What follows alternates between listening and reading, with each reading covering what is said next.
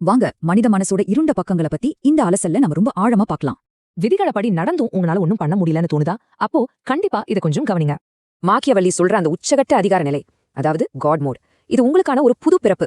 சாதாரணமா நாம மத்தவங்க அங்கீகாரத்தை தேடுவோம். ஆனா காட் மோட்ல யாருடைய பெர்மிஷனும் இல்லாம நாம ஸ்ட்ராட்டஜியா செயல்படுவோம். இதுல தெய்வீகம்ல ஒண்ணும் இல்லங்க. நம்ம ஈகோவை மொத்தமா அழிச்சு மனச முழு கட்டுப்பாட்டுல கொண்டு வர ஒரு தந்திரம் இது.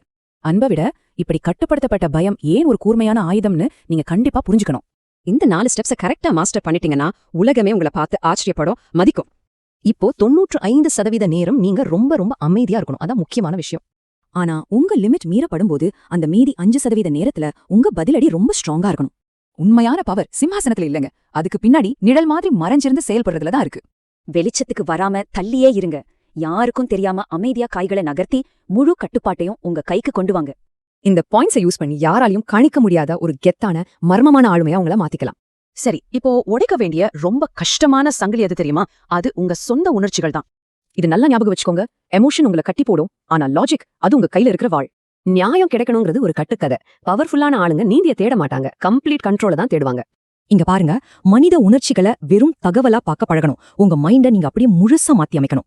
இப்போ நீங்க சிஸ்டத்துல வெறும் ஒரு ஆள் இல்ல, அந்த சிஸ்டத்தையே மாத்தி அமைக்கிற பவர்ஃபுல்லான சக்தி நீங்க தான்.